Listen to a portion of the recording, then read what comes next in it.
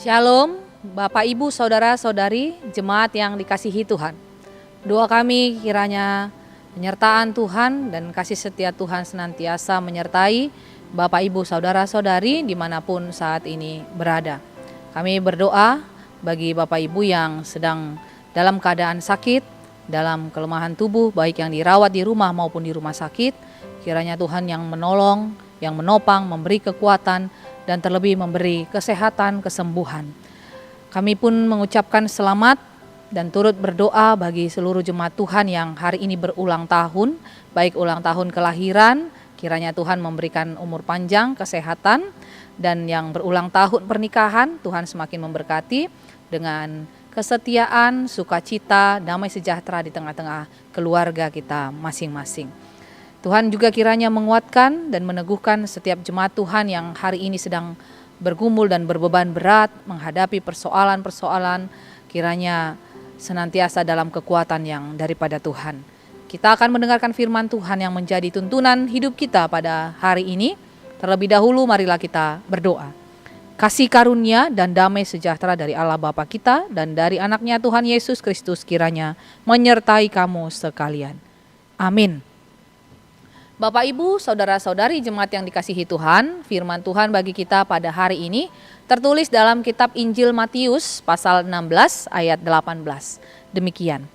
Dan aku pun berkata kepadamu, engkau adalah Petrus, dan di atas batu karang ini aku akan mendirikan jemaatku, dan alam maut tidak akan menguasainya. Demikian firman Tuhan.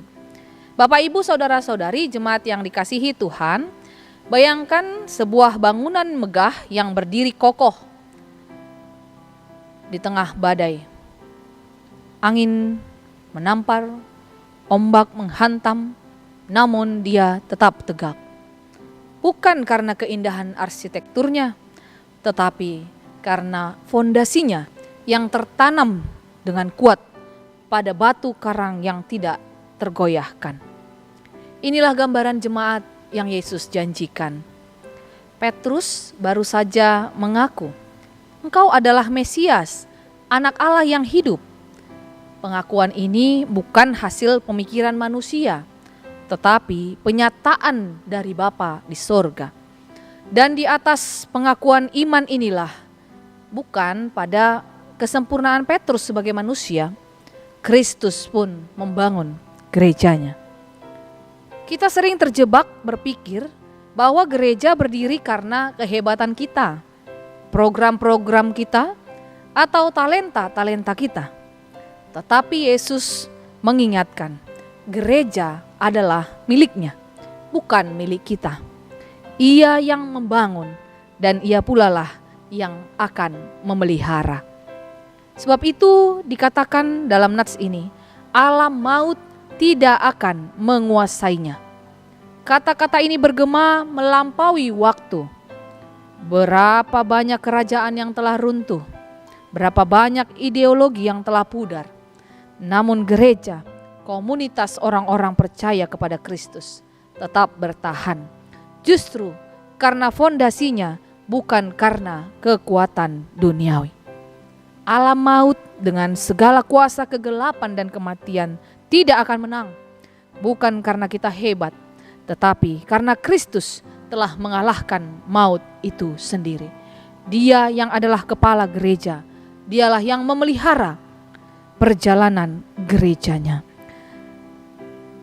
Perenungan bagi kita pada hari-hari ini, apakah yang menjadi fondasi hidup kita? Apakah pengakuan iman kita kepada Kristus sebagai Tuhan dan Juru Selamat sudah benar-benar bergantung pada fondasi yang benar? Apakah kita masih bergantung pada kekuatan kita sendiri, pada status sosial kita, atau pengakuan manusia? Apakah kita hanya ikut-ikutan saja, atau pengakuan iman kita hanyalah sebagai warisan saja? Gereja bukanlah gedung. Gereja adalah kita, umat yang bersatu dalam iman kepada Kristus. Dan ketika kita berdiri di atas fondasi yang benar, badai kehidupan mungkin akan datang.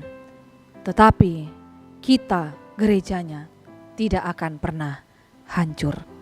Berdirilah di atas dasar yang kokoh, di atas dasar yang benar, yaitu Kristus Yesus. Amin, kita berdoa. Terima kasih Tuhan, sebab Engkau mengingatkan kami. Kami adalah umat-Mu, gereja-Mu yang Engkau bangun di dalam hikmat yang daripada Tuhan, kasih yang daripada Tuhan. Engkau yang memelihara kehidupan gereja-Mu dari waktu ke waktu, sekalipun mengalami banyak godaan, banyak gelombang kehidupan. Tetapi karena Tuhanlah kepala gereja, karena Tuhanlah yang menjadi fondasi iman kami, maka kami boleh terus berjalan dan bertahan. Terima kasih Tuhan.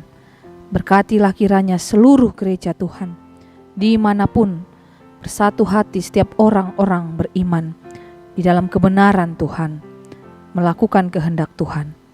Kami serahkan seluruh kehidupan gereja-Mu ke dalam tangan-Mu. Untuk setiap hal yang boleh kami kerjakan di tengah-tengah pelayanan di gereja-Mu pun, Tuhan sajalah yang mencukupkan. Tuhan sajalah yang memelihara. Kami berdoa untuk seluruh jemaat Tuhan, baik yang kecil, orang tua maupun yang sudah lanjut usia. Tuhan yang memberkati, Tuhan yang menyertai. Yang sakit Tuhan pulihkan, yang bergumul Tuhan menolong, yang berduka Tuhan menghiburkan. Terima kasih ya Tuhan. Kami serahkan seluruh kehidupan kami ke dalam tangan-Mu. Dalam Kristus Yesus kami telah berdoa dan mengucap syukur kepadamu. Amin.